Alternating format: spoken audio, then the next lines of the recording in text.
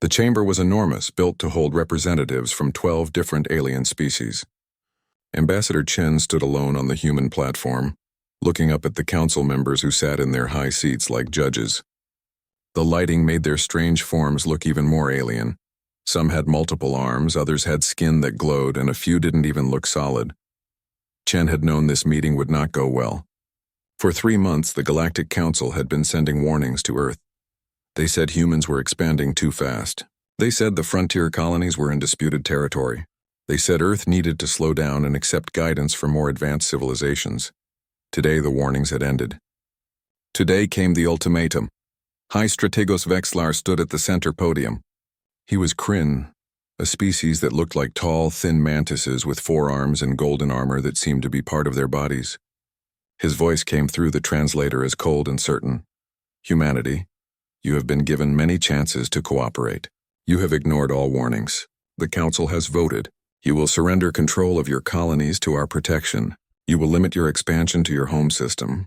You will accept Council oversight of your military and space programs. You have 30 days to agree to these terms. Chen felt anger rise in his chest but kept his face calm. And if we refuse? Vexlar's head tilted in what might have been amusement. Then the Council will enforce these terms through military action. Your species is barely 50 years into space travel. You have no chance against our combined fleets. This is not a negotiation. This is mercy. Around the chamber, other council members made sounds of agreement. The Velchar clicked their mandibles. The Zephyri bubbled in their water tanks. The Orans hummed in their telepathic way. They all thought this was already decided. Chen looked at each of them slowly. You're making a mistake. This brought actual laughter. The Oran representative spoke next, her voice like singing. Dear human, we have been traveling the stars for 10,000 years. We have technology you cannot imagine. Our wars are fought with precision drones and calculated strikes. No one dies anymore in our conflicts. We have evolved beyond the barbarism of direct combat. You are children playing with rockets. Accept our guidance. It is better than the alternative. Your alternative is war, Chen said. You're threatening war against Earth. Vexlar's golden armor shimmered. We are threatening peacekeeping action. There is a difference.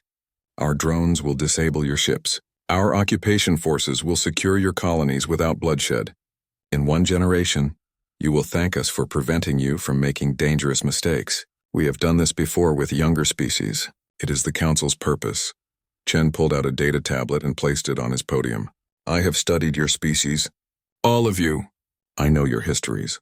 You've had peace for thousands of years. Your people don't remember real war. You use machines to fight your battles because none of you want to risk your own lives anymore. You've forgotten what war actually means. The Velchar representative leaned forward. We have transcended such primitive thinking. We fight with intelligence and strategy, not with crude violence. This is the mark of advancement. No, Chen said quietly. It's the mark of species that haven't had to fight for survival in a very long time. You've forgotten what desperation looks like. You've forgotten what a species does when you threaten everything they've built. Vexlar made a dismissive gesture with 2 of his 4 hands. More primitive posturing. Humanity, your largest warship, has barely 100 crew members. Your weapons are chemical rockets and kinetic rounds. We have fleets of thousands controlled by perfect artificial intelligence. We have energy weapons that can crack planets. We have shields that can stop anything you can throw at us. This is not a fair fight. That is why we are giving you the chance to surrender with dignity. Chen looked down at his tablet for a moment, then back up at the Council. When he spoke, his voice was steady and clear. You don't understand what you're about to do. Earth has been unified for only 60 years. Before that, we spent our entire history at war. Not clean war with drones, real war. War where millions died. War where cities burned. War where soldiers fought hand-to-hand in mud and blood. We fought with spears and swords. We fought with bullets and bombs. We fought with chemical weapons and nuclear fire. We fought each other in ways that would give you nightmares. He paused and looked at each council member again, and we got very, very good at it. The chamber was silent for a moment. Then the Oran laughed, that singing sound that was supposed to be comforting. This is exactly why you need our guidance. You admit to being violent and primitive. Let us help you evolve past this. Chen shook his head. You think we want to fight? We don't. We unified because we were tired of war. We reached for the stars because we wanted something better. But you're not giving us a choice. You're threatening our freedom. You're threatening our homes, and if you do that, you'll see what 10,000 years of warfare has taught us. Vexlar's voice was final. 30 days, Ambassador Chen. Tell your leaders to choose wisely. Choose peace and guidance. Choose to join civilization, or choose to be forcibly civilized. Those are your only options. Chen picked up his tablet and prepared to leave the chamber. At the doorway, he stopped and turned back. The lights made his shadow long across the floor. High Strategos, you said we would witness combat as you fight it, but you're wrong. If you attack Earth, you won't show us your way of war. We'll show you ours. You've had peace for 10,000 years. We've had war for 10,000 years. Every tactic, every strategy, every way to hurt an enemy, we learned it fighting each other. You're about to fight a species that views war as history, as culture, as something we carry in our bones. His final words echoed in the chamber. You mistake our restraint for weakness. You mistake our peace for inability. Attack us and you'll learn the difference. We didn't choose this, you did, and you'll regret it. Ambassador Chen walked out, leaving the council in silence. Vexlar watched him go, feeling something he hadn't felt in centuries. It might have been doubt, but it was too late to matter now. The vote was cast. The fleets would gather. In 30 days, humanity would learn its place, or so he thought. The 30 days passed quickly. Earth did not surrender. The council was not surprised. They had expected primitive defiance. High Strategos Vexlar commanded the first strike force himself. 300 Kryn warships emerged from faster-than-light travel above Arcturus colony, humanity's largest settlement outside the home system. The colony held 2 million humans and was their gateway to the frontier worlds. Vexlar studied the planet from his command ship. Everything was going according to plan. His tactical computers showed perfect attack solutions. His drone fighters were ready to launch. His occupation forces waited in their deployment bays. This would be quick and clean. Scan the colony, he ordered. The sensors officer, a younger Kryn named Talrix, worked her console. Strange, High Strategos. I'm detecting minimal activity. The cities appear empty, evacuated, possibly. But there are still power signatures. Systems are running, just no life signs in the urban areas. Vexlar felt that strange doubt again but pushed it away. They're hiding, hoping we'll leave. Deploy occupation drones to the capital city. We'll secure the government center and broadcast surrender terms. 500 drones launched from the fleet, elegant machines that moved like silver birds. They descended through the atmosphere in perfect formation. Vexlar watched through their cameras as they approached the empty streets of New Seattle, the colony's capital. The drones landed in the central plaza. Nothing happened. The city was silent. Broadcast the message, Vexlar commanded. The drones projected his hologram above the plaza. Attention, Arcturus colony. This is High Strategos Vexlar of the Kryn hegemony. Your planet is now under council protection. Surrender peacefully and... The explosion came from underground. The plaza erupted in fire and smoke. 20 drones vanished in the first blast. Then another explosion and another. The humans had turned the entire city center into a trap. From the smoke, figures emerged. They wore heavy armor, not the sleek environmental suits the Kryn expected. The armor was bulky and painted in browns and grays that matched the rubble. The humans moved fast, carrying weapons that seemed crude but effective. One of them raised a tube to his shoulder and fired. A rocket streaked out and destroyed 3 more drones. Others opened fire with rapid-firing kinetic weapons that tore through the drone's light armor. Vexlar watched in shock as his perfect drones, designed to pacify without bloodshed, were destroyed by weapons that seemed ancient. Send reinforcements. Combat drones full authorization. More drones deployed, these ones armed with energy weapons. They should have overwhelmed the humans in seconds, but the humans didn't fight the way Vexlar expected. They used the destroyed city against him. They fired from inside buildings, then moved before return fire arrived. They collapsed structures to block drone advances. They used smoke and fire to blind sensors. And they moved with aggression that seemed insane. One human ran directly at a group of drones, firing constantly. Vexlar watched 3 energy blasts hit the human's armor. The human stumbled but didn't fall. He kept running, kept shooting. He threw something, a grenade, and dove behind cover as it exploded. When the smoke cleared, 5 drones were scrap metal and the human was gone, vanished into a tunnel entrance. What is happening? Talrix asked, her voice shaking. They should be down. Those were kill shots. Their armor, Vexlar said quietly. It's not just protection. It has medical systems, stimulants. They can keep fighting through injuries that would stop any of us. On another screen, a squad of humans ambushed a drone patrol. They didn't use careful tactics. They didn't calculate the best approach. They just attacked with overwhelming violence. One human actually grabbed a drone and smashed it against a wall repeatedly until it stopped functioning. Others used blades, actual metal blades, to destroy delicate sensor systems, and they were making sounds. War cries, shouting. One group was singing something that the translators couldn't process properly. It was chaos. It was madness. It was working. High Strategos, Talric said. We've lost 400 drones. The humans are in the tunnel network under the city. Our sensors can't track them properly down there. Vexillar stared at the screens. In 30 minutes of combat, his force had been cut in half by what should have been a primitive opponent. Pull back the drones. Prepare orbital bombardment. Sir, the Council protocols— I know the protocols, Vexillar snapped. But these humans aren't following any rules of civilized warfare. They're fighting like animals. A communication channel opened. A human face appeared on the screen. He was young, with dark skin and eyes that burned with intensity. He wore the same heavy armor, now scorched and damaged. Behind him, other humans were moving, preparing more traps. High Strategos Vexillar, the human said. I'm Captain Rodriguez, Arcturus Defense Force. I wanted to thank you. Thank me? Rodriguez smiled, and it was not friendly. For coming down to our level. Your drones are good, but they fight clean. They calculate and optimize. We don't. We fight dirty. We fight mean. We fight to win, not to minimize casualties. You wanted to occupy our colony? Come and take it. But understand something, every street will cost you. Every building will cost you. We'll turn this whole planet into a graveyard for your machines. This is barbaric, Vexillar said. You're supposed to be an enlightened species.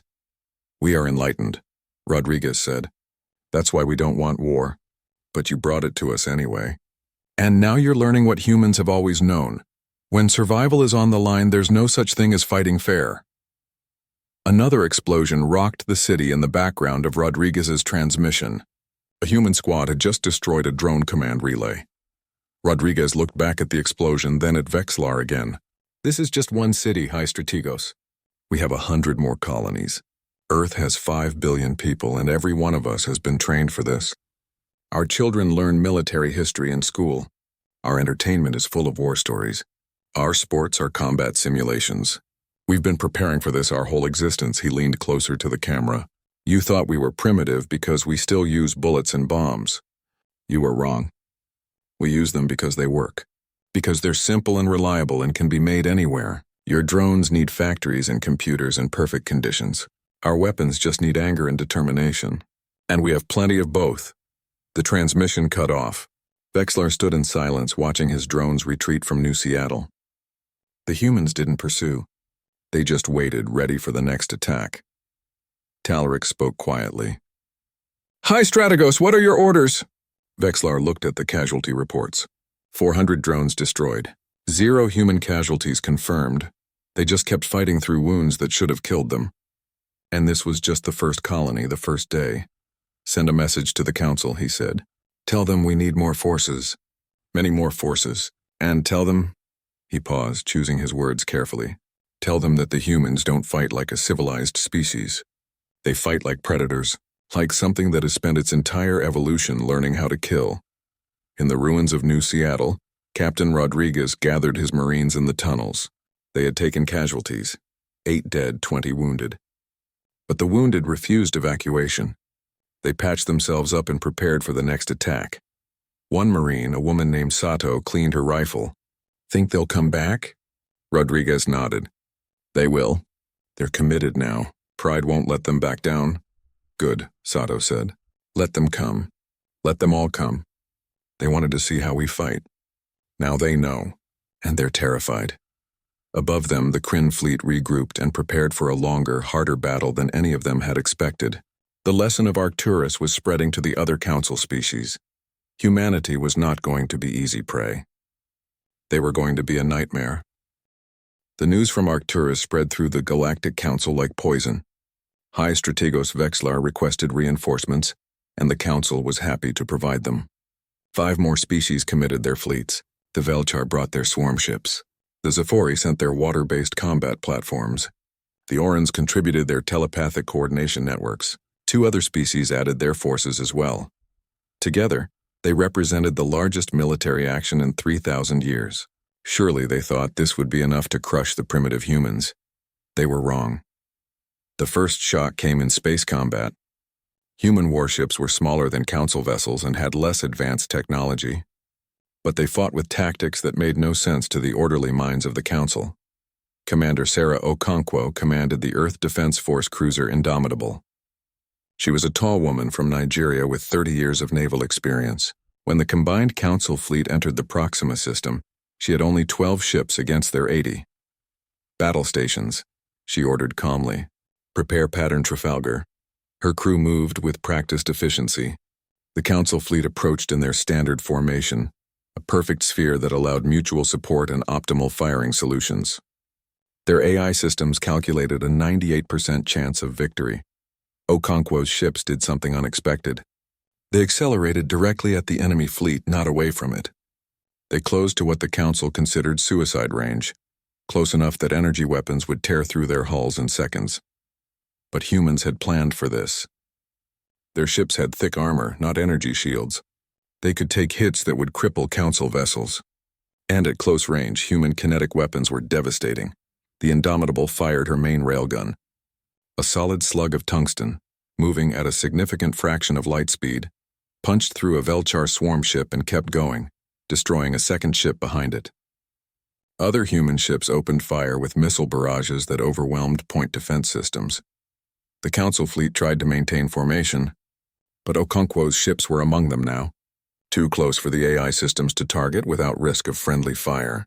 Human ships passed within meters of council vessels, firing continuously. Now, Okonkwo ordered, every human ship released boarding pods. Small armored capsules shot out and attached to council hulls with magnetic clamps. The council crews watched in horror as human marines cut through their outer doors with plasma torches. The Oran flagship captain sent a desperate message to Vexlar, who was commanding the overall fleet. They're boarding us! They're actually boarding us! No one has done ship-to-ship boarding in 5,000 years. Repel them, Vexlar ordered. Use your security drones.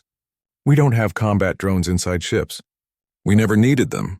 The human marines stormed through the Oran flagship wearing powered armor that let them move in zero gravity like they were born in space. They carried weapons designed specifically for ship combat. Shotguns that wouldn't punch through hulls, breaching charges to blow through bulkheads, and close combat weapons for tight corridors. The Oran crew had never experienced violence up close. Their telepathic abilities, meant for coordination, became a weakness as they felt the aggression and determination of the human attackers. Some fled in panic. Others tried to surrender, but the humans were moving too fast, securing deck after deck. Within 20 minutes, the flagship was under human control. The human marines did something else the council didn't expect. They turned the ship's weapons on the council fleet while broadcasting surrender. Demans Vexlar watched 3 more of his ships fall to boarding actions. This was insanity. This was barbarism. This was also working perfectly for the humans. All ships emergency retreat, he ordered. The council fleet jumped away, leaving 5 destroyed vessels and 3 captured ones behind. But the real nightmare was just beginning. The humans didn't just fight in space. They fought everywhere in every way imaginable. On the water world of Zephoria Prime, human submarines hunted council ships through the planet's vast oceans. The Zephori couldn't understand how the humans moved through water with such skill until Earth ships transmitted historical data. Humans had been fighting underwater for centuries. They had submarines, torpedoes, depth charges, and tactics refined in countless naval battles. Against the insectoid Velchar, humans used fire, not as a weapon of destruction but as psychological warfare. They knew the Velchar had evolved on a world where fire was rare and terrifying. Human squads used flamethrowers and incendiary weapons not to kill, but to break enemy morale. Velchar soldiers fled in panic from flames that shouldn't have been effective weapons in modern warfare. The telepathic Orans faced a different horror. Human special forces trained to think in specific patterns. Violent, chaotic, disturbing thoughts that overwhelmed Oran telepathy. Some humans volunteered to take drugs that made their thoughts even more unstable. Oran soldiers who tried to read human minds in battle found themselves paralyzed by the mental assault. Every council species discovered that humans had studied them, learned their weaknesses, and developed specific tactics to exploit those weaknesses. It was like fighting an enemy that had prepared for this war for decades. General Marcus Stone watched the reports from his command center on Earth. He was an old soldier, 70 years old but still sharp. He had fought in the unification wars that brought Earth together. He knew war in ways the Council couldn't imagine. His aide, Lieutenant Park, showed him the latest intelligence. General, the Council is in chaos. 3 species are calling for negotiations. The Velchar have withdrawn to defend their home system. The Zephori are requesting a ceasefire. Stone nodded slowly. And Vexlar? Still fighting. The Kryn and 2 other species are regrouping. They're preparing a major offensive against Earth itself. Let them come, Stone said. It's time we showed them what we've been holding back. That night, General Stone authorized a transmission to all Council species.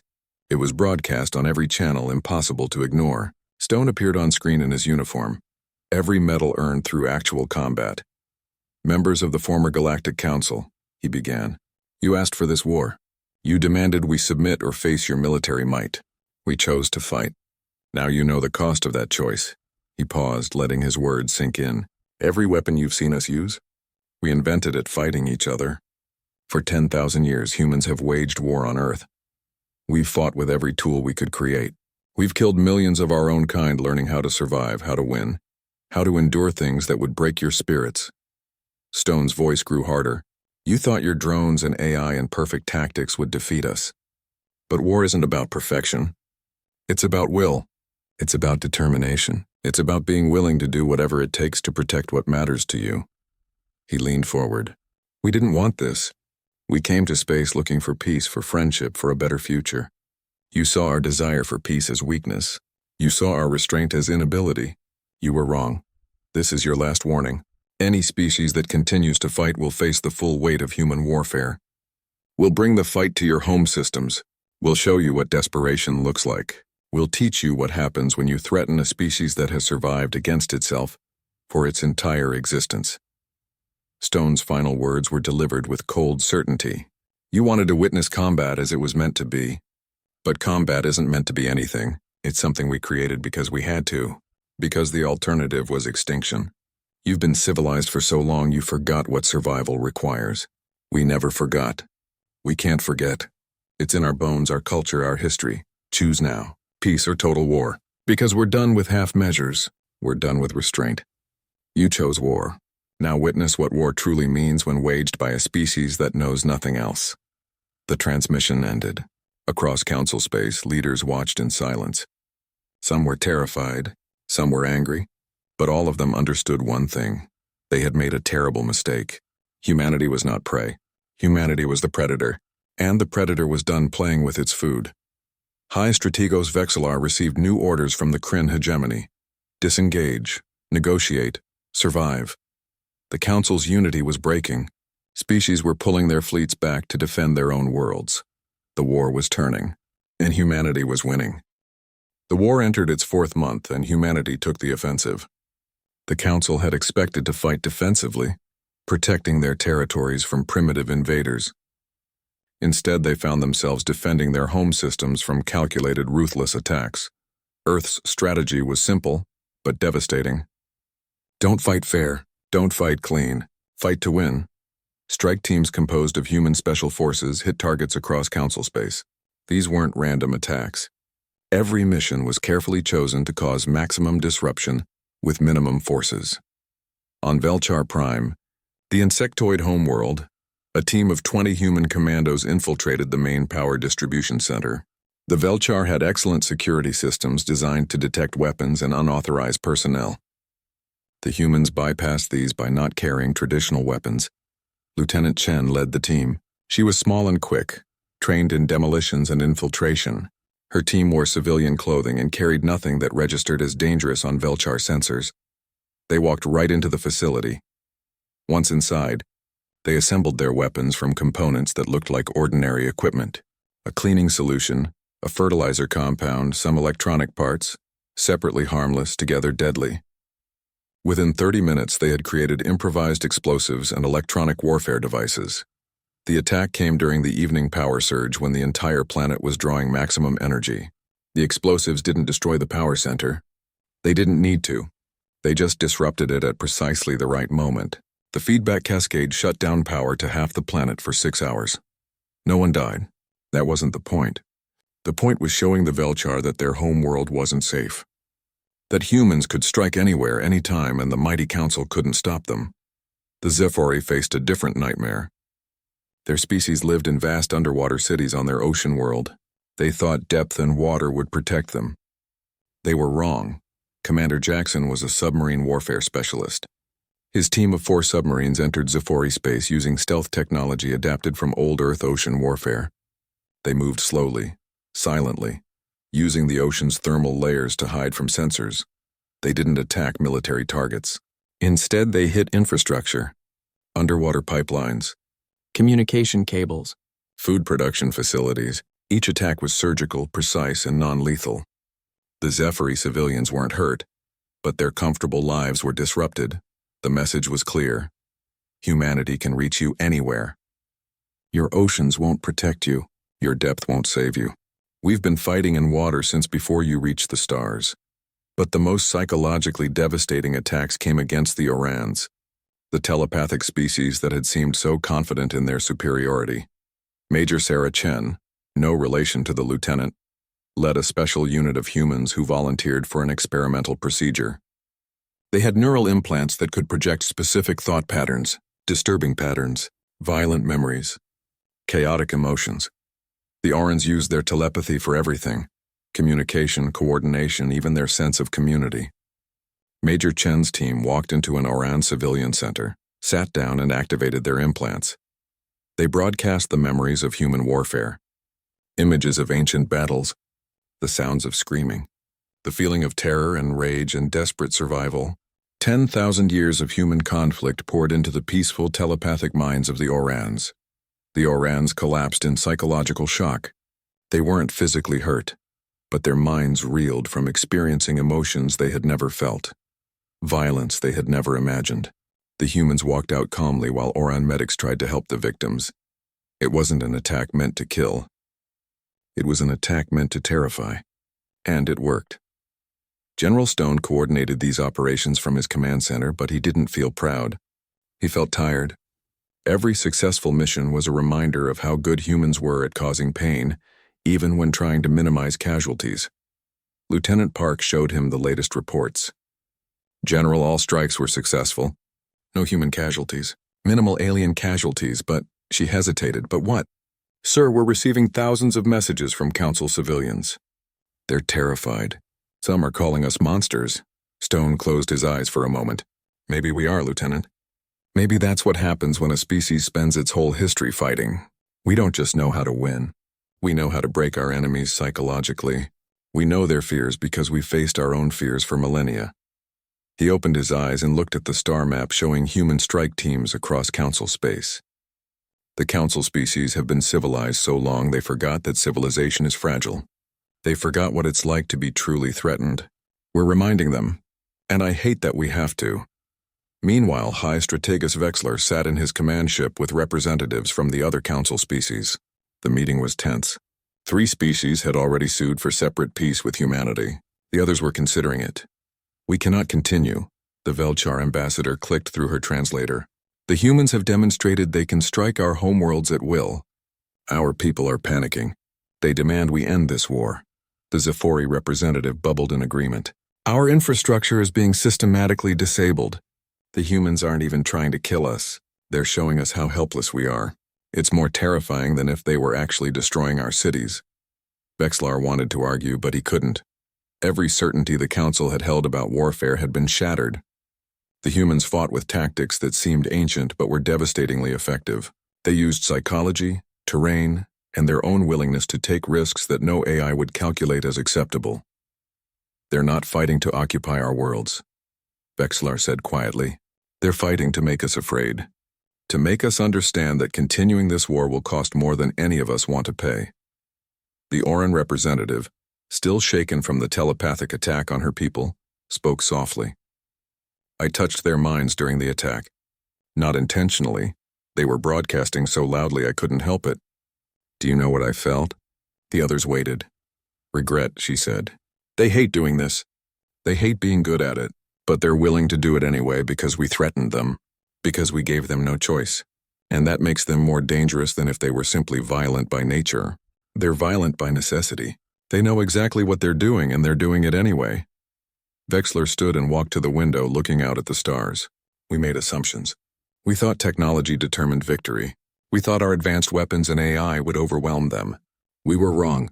Wars aren't won by superior technology alone. They're won by superior will. He turned back to the group. Humanity has the will. They've proven it. The question now is whether we have the will to continue against an enemy that seems to have no breaking point. The Velchar ambassador made a decision. The Velchar Collective officially withdraws from this conflict. We will negotiate separate terms with humanity. One by one, the other species agreed. The Council's unified front was broken. On Earth, General Stone received the news.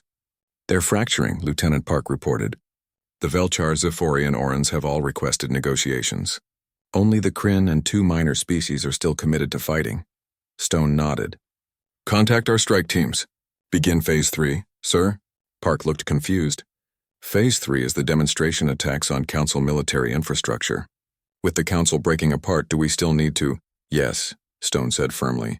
We need to demonstrate that we could destroy their military completely if we chose to. Then we offer generous peace terms. They need to understand both our power and our restraint. They need to fear what we could do, but also respect that we're choosing not to do it. He pulled up a tactical display.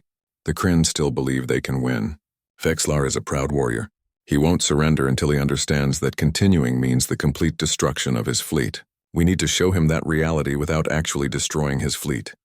Park understood. A demonstration of overwhelming force. Exactly. Hit their shipyards. Disable their supply depots. Cut off their ability to continue fighting. But don't kill unless absolutely necessary. Show them they've already lost, they just don't know it yet. The orders went out. Across Council space, human forces prepared for coordinated strikes against military targets, not to destroy them but to prove they could be destroyed. The message would be unmistakable: surrender now or lose everything later. The choice was theirs. But either way, humanity had already won. The coordinated strikes came at dawn across 3 Kryn military systems simultaneously. Human fleets emerged from faster-than-light travel with perfect timing, having spent weeks planning this operation down to the second. The Kryn shipyards at Kresh Station had never been attacked in their 3,000-year history. They were massive structures, capable of building dozens of warships at once. High Strategos Vexlar had ordered them to maximum production, trying to replace his losses. Commander Sarah Okonkwo's fleet of 20 ships arrived just outside the station's defensive range. She opened a channel to the station commander. Kryn Shipyard. This is Commander Okonkwo of the Earth Defense Force. You have 2 hours to evacuate all personnel. After that time, we will disable your construction facilities. This is not a negotiation. Evacuate now, the station commander sputtered. You cannot. This is an act of 2 hours, Okonkwo repeated and closed the channel. The Kryn commander called for military reinforcements, but the nearest fleet was 8 hours away. He looked at his staff. The humans had given them time to evacuate. They could have just attacked immediately. What kind of enemy did that? He gave the evacuation order. When the 2 hours ended, Okonkwo's ships moved in. Their targeting was precise and careful. They destroyed construction equipment, power generators, and manufacturing systems. They avoided crew quarters, life support systems, and escape routes. When they finished, Kresh Station was intact but useless. It would take years to rebuild the manufacturing capability. 0 casualties, maximum impact. The same scene played out at 2 other Kryn military installations. Supply depots were emptied by human marines who treated the Kryn workers with professional courtesy, even helping evacuate those who moved too slowly. Shipyards were systematically disabled. Defense platforms were destroyed with surgical precision, and through it all the humans broadcast the same message. We could have killed you. We chose not to. Surrender now while that choice remains available. Vexlar watched his military infrastructure crumble. His perfect AI systems calculated probabilities and showed him the truth he didn't want to accept. Continuing the war meant losing everything. The humans had demonstrated they could strike anywhere, disable anything, and do it without the massive casualties that should have been necessary. They were fighting smarter than his AI, fighting more efficiently than his drones, fighting with the kind of strategic thinking that came from thousands of years of experience against enemies who were just as intelligent and just as desperate. He contacted General Stone directly. It was time to end this. The meeting took place on neutral ground, a space station that belonged to neither side. Ambassador Chen represented humanity, along with General Stone appearing by hologram. Vexlar came in person, along with representatives from the remaining council species. The room was simple and small. No grand chambers this time, just a table and chairs built to accommodate different body types. Vexlar spoke first. "You have won. We acknowledge this. But I must know, why did you show mercy? You could have destroyed our shipyards with all hands aboard. You could have killed millions of my people. Instead, you gave warnings. You evacuated civilians. Why?" Stone's hologram looked at the Kryn commander with tired eyes. "Because we're not monsters, Vexlar. We're warriors, yes. We're good at warfare, yes. But we don't love war. We hate it. Every human who fought in this conflict knew the cost. We've seen what war does to civilizations. We've experienced it ourselves." Chen took over. "You thought our capacity for violence made us primitive. But you misunderstood. Our capacity for violence is matched by our capacity for mercy. We know how to kill. We also know when not to kill. That's what you missed about us." The Oran representative, still recovering from the telepathic attacks, spoke softly. "Your people volunteered to carry traumatic memories in their minds just to weaponize them against us. That shows both cruelty and sacrifice. I don't understand humans at all." Stone leaned forward. "Those soldiers volunteered because they wanted to stop you without killing you. Yes, it was a weapon. But it was a weapon designed to terrify, not to destroy. Would you have preferred we used conventional weapons? Would you have preferred we actually invaded your worlds with lethal force?" Silence fell over the room. Chen continued. "We're proposing the dissolution of the old council and the formation of a new galactic assembly. All species have equal representation. No species has the authority to demand another submit to their protection. We all work together as equals, or we don't work together at all." "And Earth's role in this assembly?" asked the Velchar representative, mandibles clicking nervously. "We want to be partners," Chen said. "We'll contribute our technology, our resources, and yes, our military expertise. Several of your species have already requested that we help train your security forces, not to make them aggressive, but to make them capable, to teach them how to defend themselves without relying on AI that can be countered, or drones that can be disabled." Vexlar's head tilted.